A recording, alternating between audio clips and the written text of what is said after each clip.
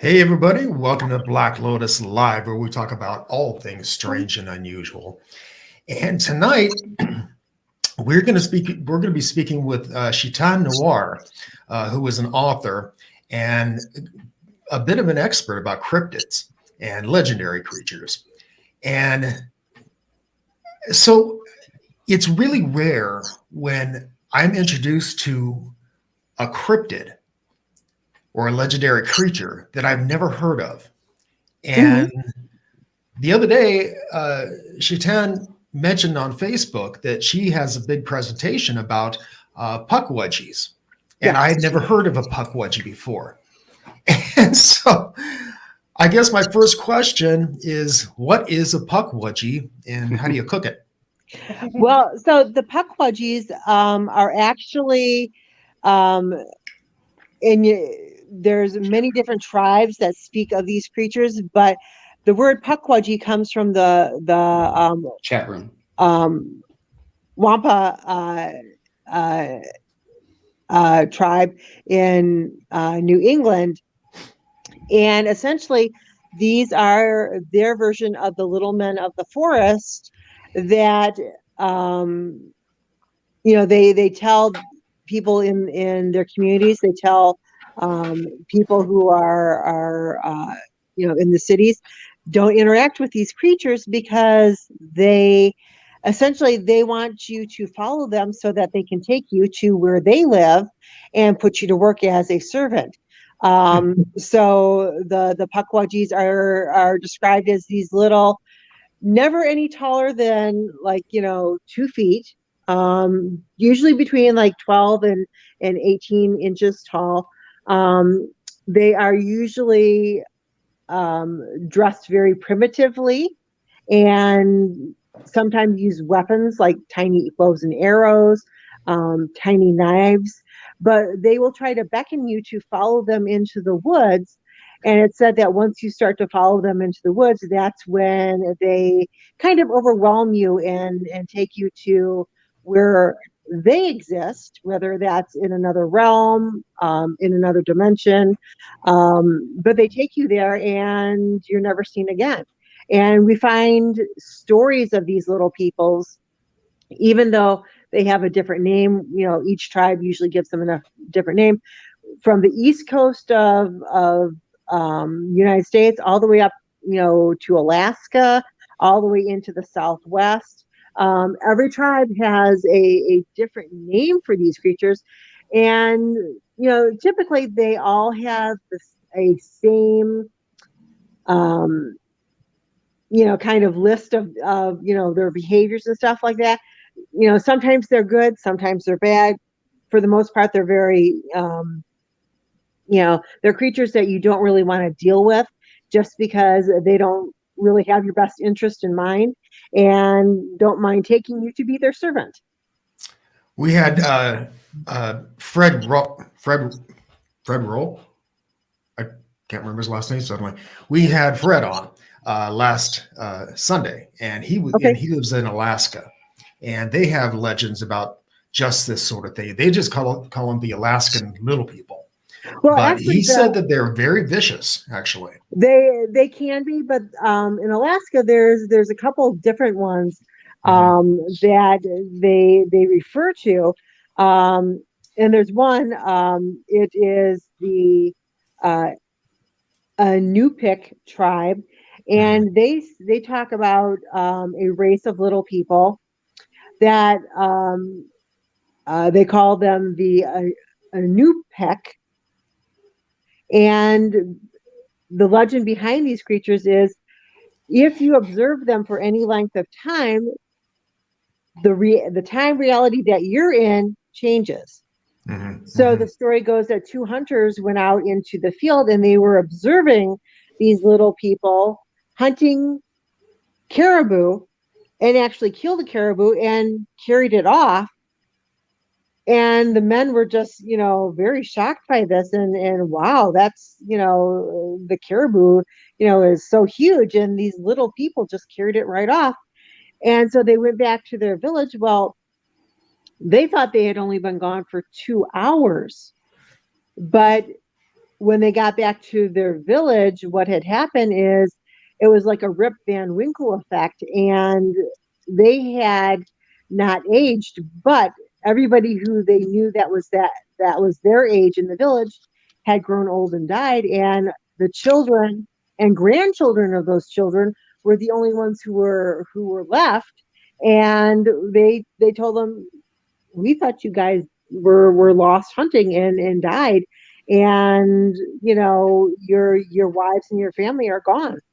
And so, Wow. unbeknownst to these two hunters, the time distortion, they didn't even realize it was happening. And that is just one of the stories that we see that's connected with one of these little races of people. Another Alaskan tribe up there, the Aluntic. They have a version of the little people that are called the Sungkak, and they're not really vicious, but the one thing that they do that's a trickster type thing is when people sleep at night, they tie their hair in knots. Mm-hmm. Yeah, I heard about that. Yeah. And so, interpretations vary from tribe to tribe of how these little people react to them. Now, for the really vicious ones, the reports that I've come across for these guys, those are down in Montana and Wyoming area and are perceived totally differently than how, other Native American tribes, see them. Do you think that there's any possibility that these creatures really do exist? Or are they just mere legends? I never discount anything because we're constantly finding things that we didn't know the day before. Mm-hmm. Mm-hmm. And so if we're dealing with a intelligent being that does not want to interact with us or does so on their own means, then the possibility is there. I'm sure that throughout the world, there are still very small populations of human beings that we don't know of and have had very little interaction with. And it's because they choose not to interact with us. Mm-hmm. Mm-hmm. And if they can exist totally off the grid in, deep jungles or tropical areas or islands that we don't know about, then I think there is a possibility that there could be small humans out there that just, or humanoid creatures that just choose not to deal with us. Every year we're finding a new primate species. And so if a primate species of any size can go hidden from human beings, then it's very possible that a high functioning humanoid creature, especially if they're that small, oh yeah, they can hide everywhere, everywhere. No nook or cranny is too too big or small for them to hide in. And it's not like every day we go venturing out into the wilds of the world to find these things. Some people do, but they're not covering every inch of Earth at the same time. So it's very easy for people or creatures or animals or whatever to move from place to place and change where they're living to avoid a predator. I see human beings as a predator for or at least a predator of their resources. So yeah, I do think that there is a possibility of these little people being there. And the reason I say this is because going back to the very aggressive tribe of these little people that were in the Montana and Wyoming area, for a long time, people thought that was a legend, and they just thought it was Native American storytelling and folklore. Lo and behold, Meriwether and Lewis, the famous explorers, were venturing through the Casper, Wyoming area And Lewis actually found the skeleton of a small human being. Now they thought that this was possibly a baby, but there was a legend that went along with this tribe, and I'm going to try to pronounce it. It's the Nemnigar in the Shoshone tribe. This is the legend that's attributed with them. It said that these little people were very aggressive, and if any members of their tribe or their family showed any type of weakness, illness, injury, that they would kill them off. And when they examined this corpse of this 14-inch tall mummy, it was very noticeable that the skull had been bashed in, and that was one of the ways that they would kill off members of their own tribes. They would bash their skulls in. So now we have this 14-inch tall mummy of a adult human. 14 inches is very small. Even in people who are dwarves and have dwarfism, that is a very small human being. I think in modern times, the small, I think one of the smallest reported people ever was, her name was Thumbelina, and she was a sideshow performer. And she traveled with the circuses, and she eventually died because the train that she was on became snow bound, and nobody could keep her warm enough to keep her alive. She was only, I think, 14 inches tall, if that. Very, very tiny. So we do know that it is humanly possible to be that tiny as an adult.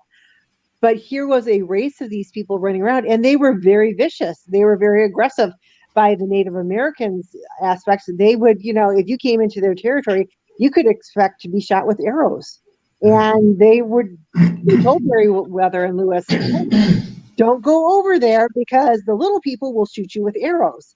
And they have no problem doing it. They have the means of it. And so, we do know that at least physical evidence of a legend that proved to actually be true has been found. And so we do know that there was this race of people out in the Montana and Wyoming area.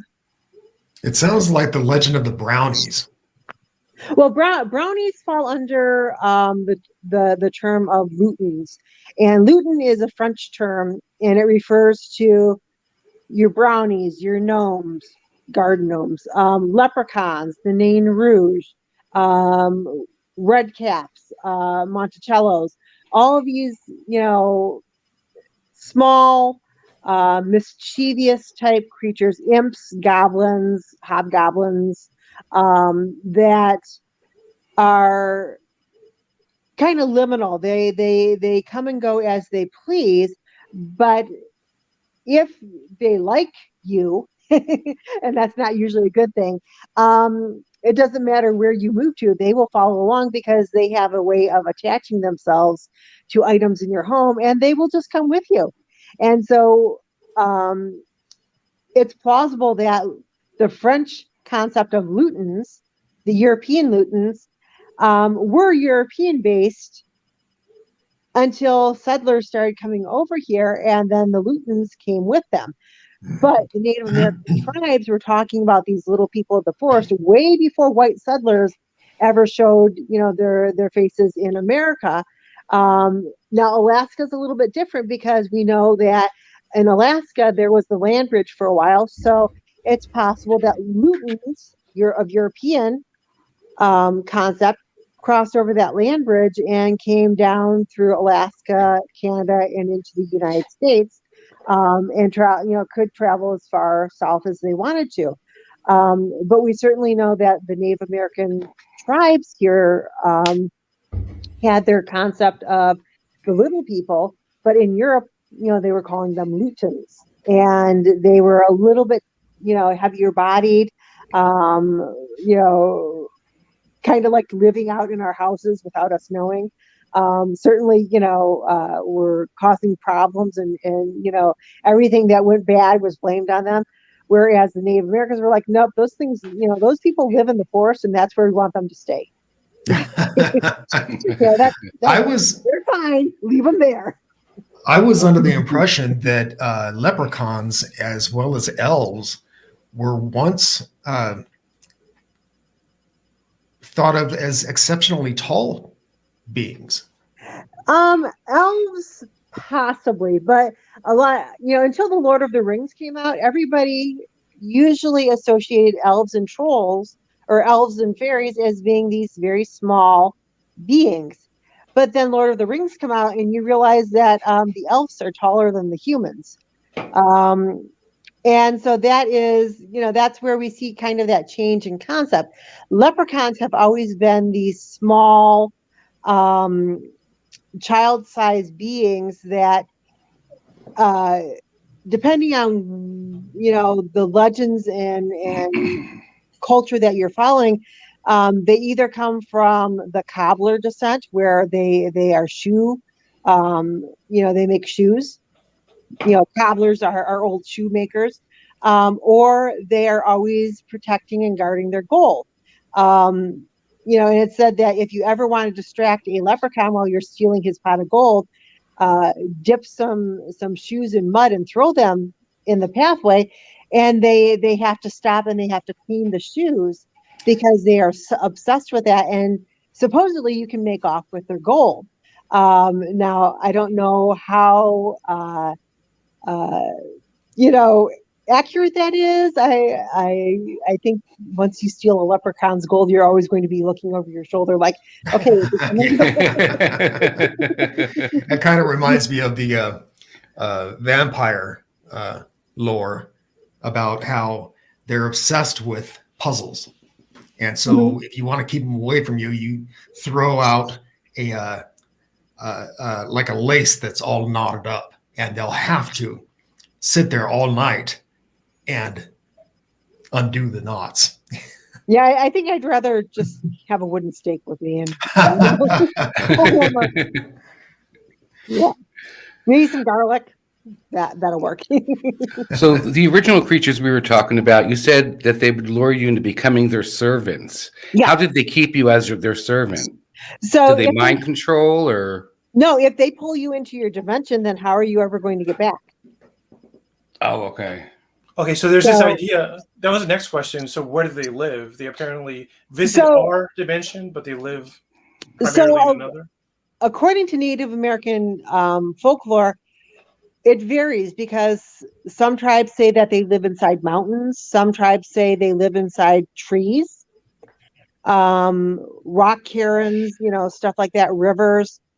So they must have a way of shrinking you, or phasing you into their dimension. And then it's thought, because they are so small, they need human beings who are much taller, much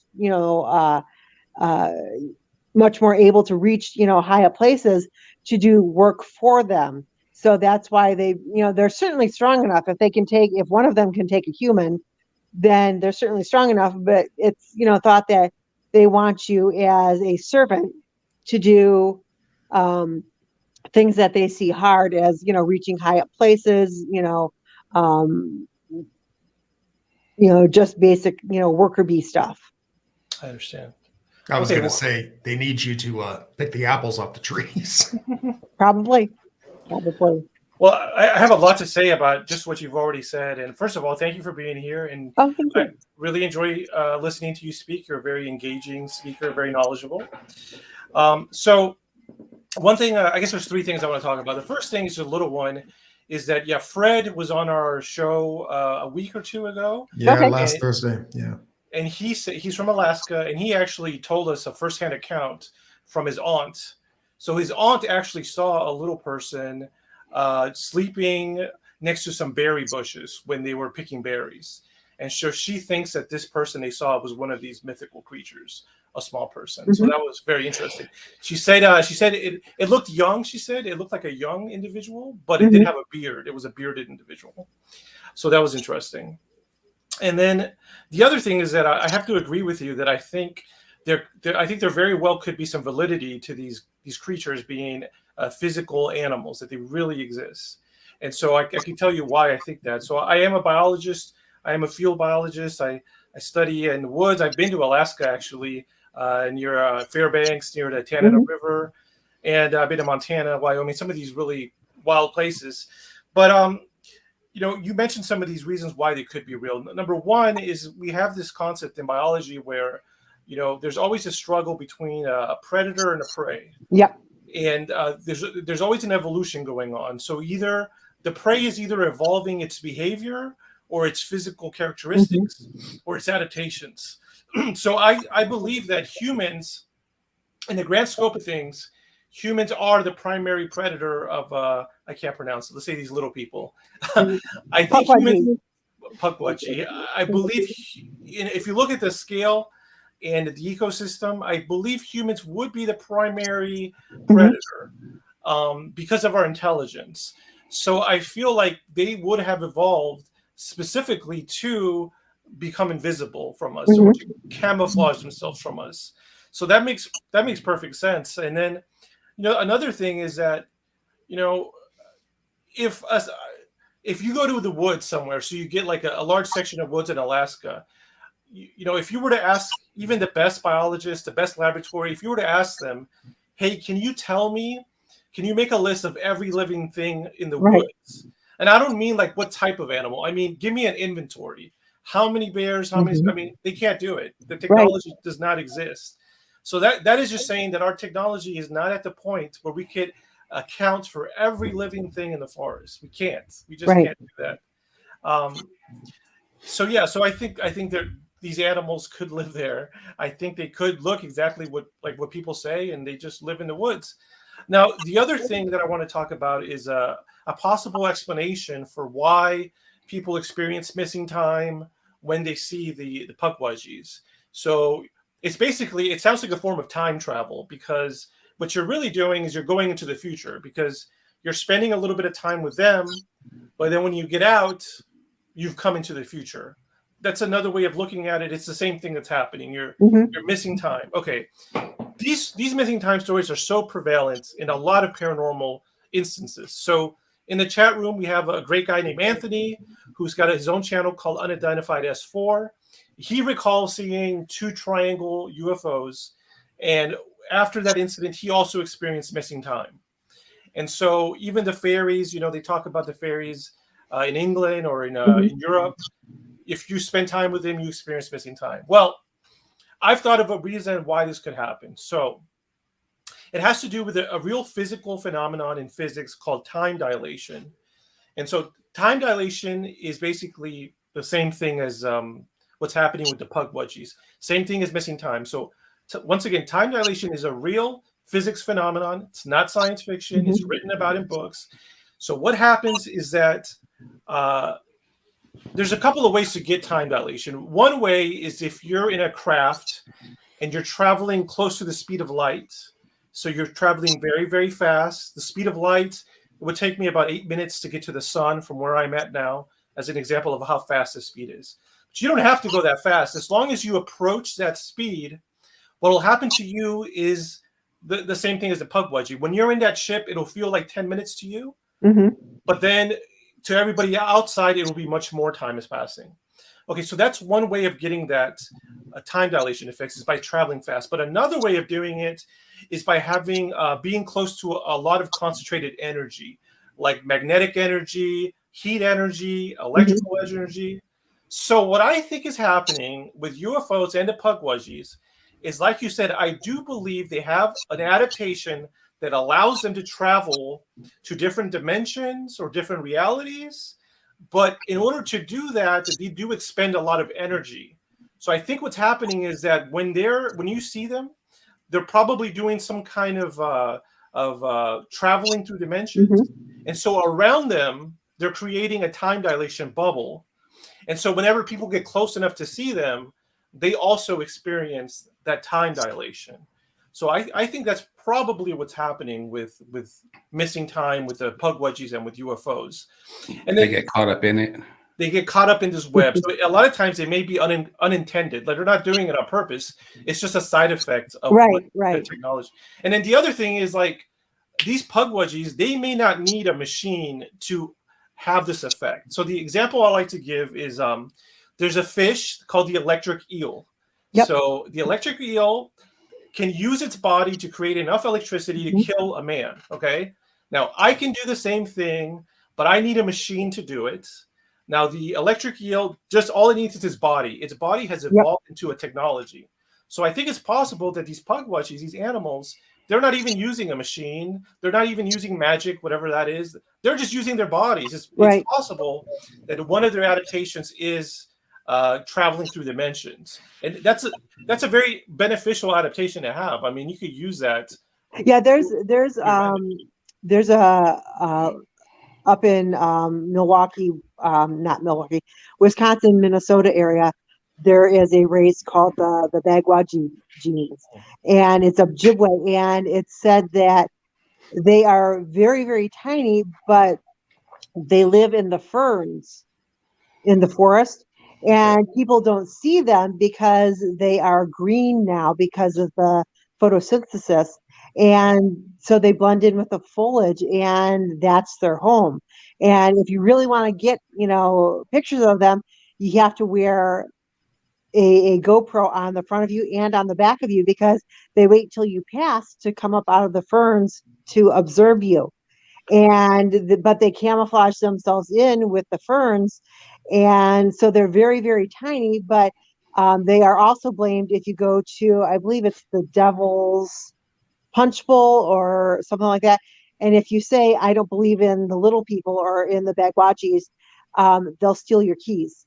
And the only way to get your keys back is to go back to the Devil's Punch Bowl and say, I'm sorry, and leave Skittles. And then by the time you get back to your car, your keys have reappeared. So there again, they are masters at their element of hiding, but they also have a way of manipulating things around them.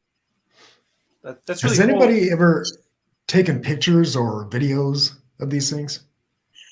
I'm sure people have and might not know what they're seeing, or if they have, like with the time distortion, if they can have that type of an effect on a human being who's sitting, 300 feet away, what kind of effect are they going to have on technology? Mm-hmm. Particularly if they see that you have technology and you're getting pictures of stuff like that, if they are able to disguise themselves or, blend in with their surroundings, that's a huge game changer. And we know that exists in the natural world. Animals that can camouflage themselves naturally. People don't realize on a daily basis how many times they walk past something that, is probably not very beneficial to their health and welfare. And they just walk right past it without even seeing it, realizing it's there. And, snakes, spiders, stinging insects. We walk past these on a daily basis. We don't even realize they're there until we get bit or stung. And suddenly we're like, oh, I guess it was there. Yeah. Right. Mr. D.B. Cooper, he was asking about if they could be on other East Coast and West Coast. Oh, yeah. We were talking about that before. They're the same thing, just different names. Yes. Yes. Each tribe has a legend of them, but you will find different names, associated with them. Typically, if you type in Native American Little People, it will bring up different websites that talk about them and the different names that they have. We know that East Coast they're called Pukwudgies, but in other areas of the country they have a different name. And DB Cooper, where's that money? Hey, what'd you do with it? Going back to the fern thing, I just wanted to mention a couple of things. Just an interesting tidbit about ferns is ferns are one of the most primitive plants on the planet. Mm-hmm. So they're not like angiosperms. It's what the dinosaurs ate. Yeah, so they've been around for a while. So it's interesting they live around them. Maybe that indicates that they've been around for a long time, perhaps as long as the Ferns have been here. And see, and we don't know, we don't know how old they are, what their lifespan is, what their physiology is. We don't know any of that because nobody, takes them seriously. Nobody's, ever tried to track down a leprechaun and study it because everybody thinks it's folklore. And so, but when you have Native American, people telling you, no, these, we talk about these creatures for a reason. They're there. Yeah. Pay attention, and don't follow them into the woods. And when you have eyewitness, reports, like, the gentleman that you had on the show saying his aunt had seen one, there's been reports of children who go missing in the Alaskan forest. Their parents are right there, but the child goes missing. Sometimes they get the child back, sometimes they don't. And so, without blaming it on, grizzly bears or wolves or anything else, any other large predators, which obviously you would think if your child was within 10 feet of you and a large predator came up, there would be some type of sound, admitted, there would be some type of altercation going on, and you would know it. But when a child just vanishes. Right. Yeah, I would say that one of the main reasons to study, like the Pukwudgies, for instance, part of me is like, look, why do I want to know so much about them? Like, what is wrong with rabbit hole? I blame it on the rabbit hole. It's like what is my obsession with knowing everything? Like, I think because I'm a human, I should have complete control over the planet, and I should know every little detail about every little animal. That's how I feel. But part of me is like, perhaps that's the wrong way of looking at it. Perhaps this obsession with knowing every single detail is not beneficial to me. Now, the only way it is beneficial is in those cases where they do hurt us, like they do steal our children. But those stories are already out there. I mean, the legends are already out there to tell us what not to do to avoid them. Right. So perhaps like all we need to do is just make sure everybody knows that, because I'm trying to see it from their perspective. Okay, from the Pukwudgies' perspective, why do they want to remain hidden from us? Well, it's very obvious to me because humans, as soon as we discover some animal, what do we want to do? We want to exploit it. However, we can exploit it. We want to farm it. We want to put it in a zoo. We want to make a show about it. That's the first thing we want to do. And it doesn't end up going well for the animal. It hardly ever does end up going well. Well, so look at, we know that as far back in human, modern human evolution as we can go, there has always been dwarfism. But these people who had that were not treated like regular human beings. They were treated like pets.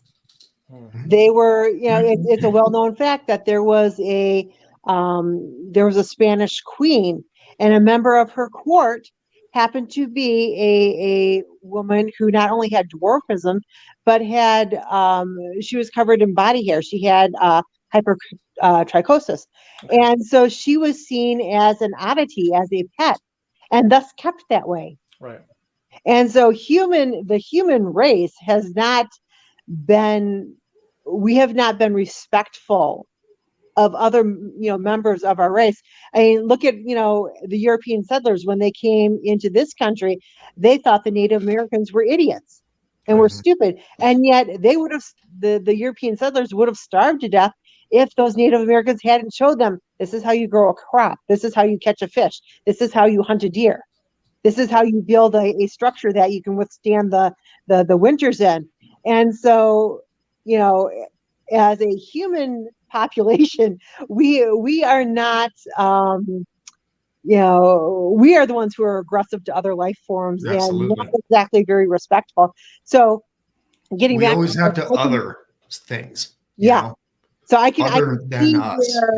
can see where from the small end of it, the Pukwudgies, all the way up to the big end of it, the Sasquatches, right, why they have chose to step away from humankind and have lived a lifestyle that is complementary to what they want to do and not what humans want to do.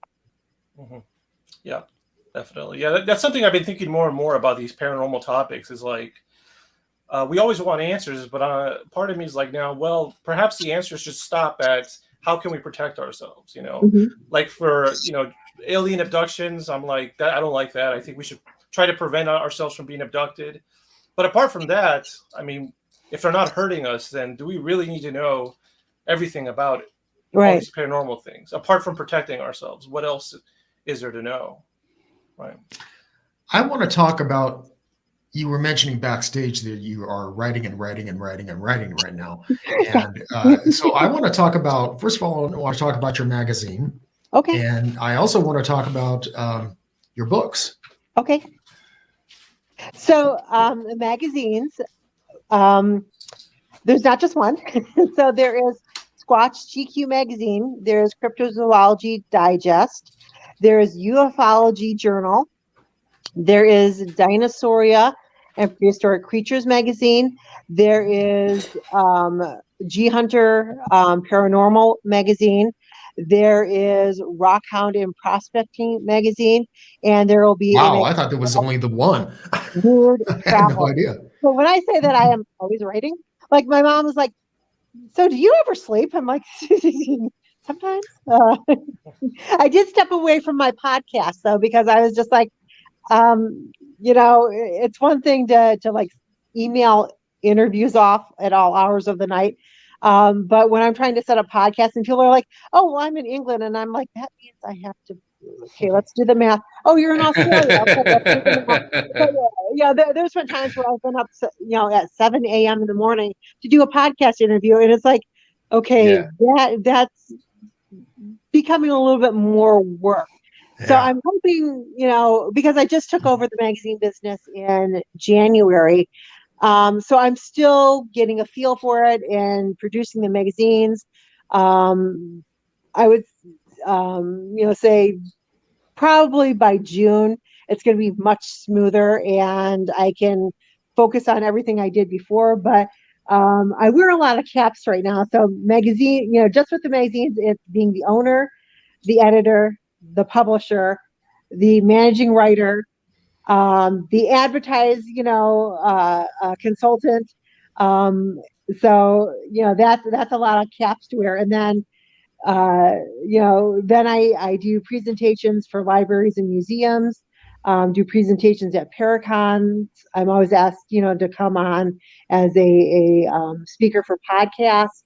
So, that takes care of all that. And then there's me who owns dogs and has geckos and has, mom, dad, and brothers that, and aunts and cousins who all want to, be a part of my life too. And I want them as part of my life. So, there's a lot to do when you're like, hey, let's do this. And it's like, yeah, there's a lot to that. And then I love traveling too. And part of, writing for magazines is I can interview people all day long, but if I want to know about a location, if I really want to know honestly, then either I have to trust the opinion of somebody who writes an article on it, or I have to go to that location myself and, do the tour or explore it, really get boots on the ground because I used to just be a travel writer. And one of my biggest rules with travel writing was I would not do a review or write about a location unless I had been there first. Didn't matter if it was a zoo, didn't matter if it was a haunted location, didn't matter if it was a museum. I want to make sure that if people are going to travel there and spend their hard-earned money to go to this location and pay to go in, that it actually meets up to the hype. And that it's a safe place, that it's good for, single adults or a family or, people who are really into niche, things like cryptozoology or the paranormal. I want to make sure that I'm doing justice by, the article of actually knowing what the location is like. You had mentioned that, excuse me, you had mentioned that you do presentations at like libraries. Oh, yeah. How is that received? Very well. I have,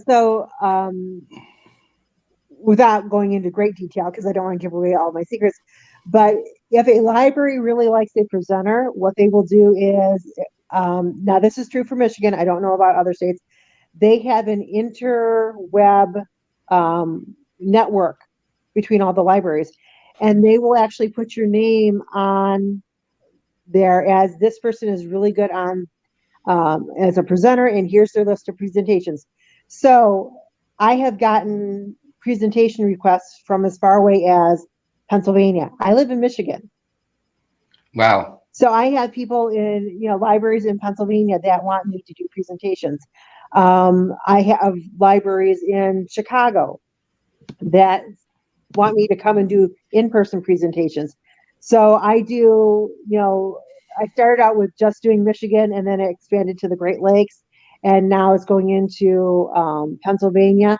And so I either do live in-person presentations or Zoom presentations. A lot of libraries are still doing the Zoom presentation because they want to do kind of crowd control. So, but that has been very well embraced. I've had up to 200 people show up for, in a Zoom chat room for a presentation. Wow.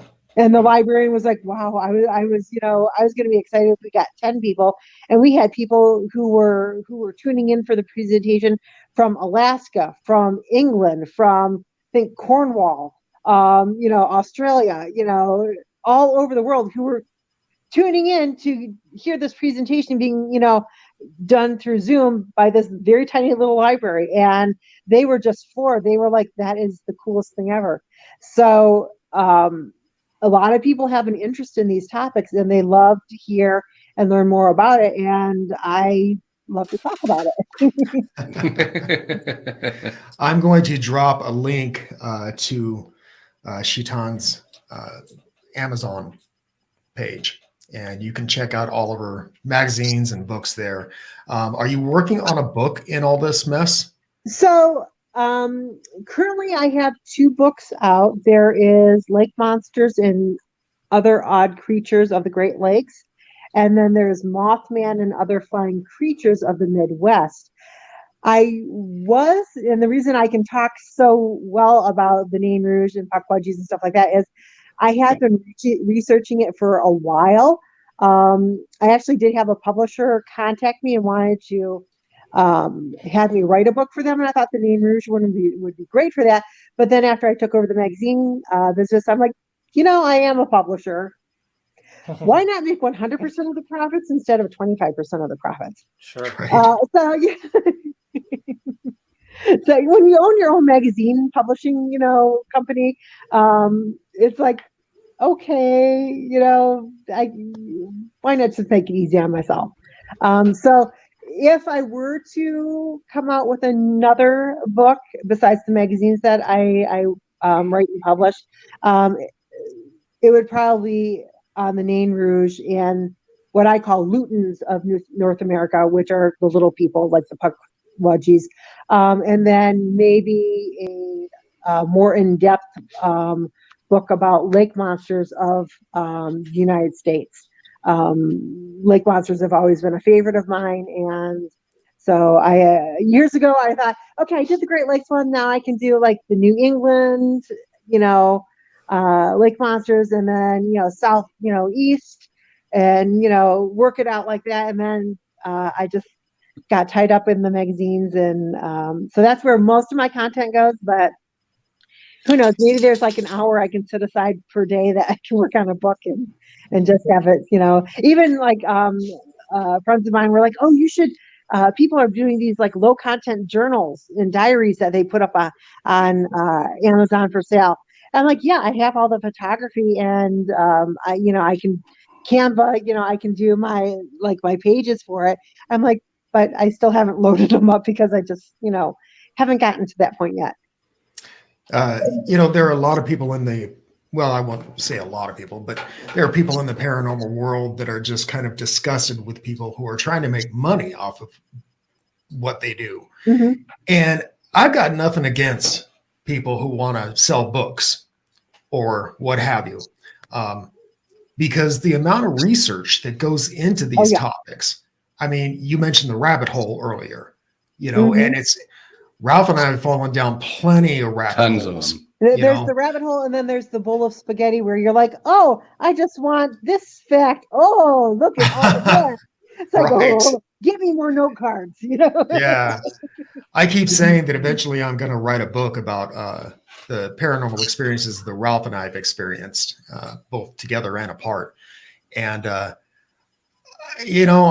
got to it, and it was just, and I'm a writer. Mm-hmm. And I was just like, oh God, I just don't know if I want to relive where do you this begin? stuff. Where do you begin? Yeah. So I mean, I've got nothing against people who want to promote their books or whatever on the show. So there's your authors and your researchers who they put out books, they put out magazines, they do podcasts, but it's more from an educational, people have questions. We want to try to give them answers. But then you've got these celebrity paranormal shows that are on various cable channels, and they are strictly looking at the dollars that they can make. When I got a beef against most of them. So when I go to a paranormal con, I sell my books at the normal price. I autograph them. Yeah, if people want a picture of me and usually whatever little dog I have with me, go ahead, take the picture. I'm not charging people $80 for my autograph and a picture. Right. That's what I have the issue with. And it's like, you guys already make money off of the TV show. Now you're going to take money out of everybody else's pocket at a Paracon by making people pay for a picture with you. Yeah. Come on, there has to be some, and plus you're making a fee off of the Paracon. I know you are, because I wouldn't see the promoter out in the hallway crying otherwise. So it's like, I can see where they get the concept, because at these Comic-Cons, they have these, the actors and stuff like that come in, and they want to charge for their pictures and their autographs. And they're big name, celebrities. And it's like, okay, there's people who are willing to fork out that money. For me, it's like, yeah. I can say I was in the same room with you and I'm happy, I'm not a big one for cons. I'm really not. I think it is what it is. It's a big con, and I think a lot of people are, I know a lot of people are into them, and I don't fault them for that, but it's certainly not for me, Plus, there's too many people at these things, So, I think we're going to wrap it up for the night, though. Shetan, it's been a pleasure. Thank you for being here. You're welcome. Thank you. You were once on our podcast when we did the podcast, and that was a while ago. Great time talking to you. What's that? I thought that was a little while ago. Yeah, it's been a minute. Yeah. Viewers, thanks a lot for watching, as always, and please like and subscribe. And when you do subscribe, make sure to hit that bell so you're notified every time we do this. We do this every Sunday and Thursday, generally speaking. And so if you hit the bell, you will be notified. I've had some people tell me that, well, I didn't get notified of your show coming up. And I said, well, when you subscribe, did you hit the bell? No. Oh, well, there you go. And also, please share. If you have friends that are into the topics we talk about here, please share this around with them and to your socials and groups and that kind of thing. So anyway, let's get out of here for the night. Viewers, until next time, keep thinking and question everything.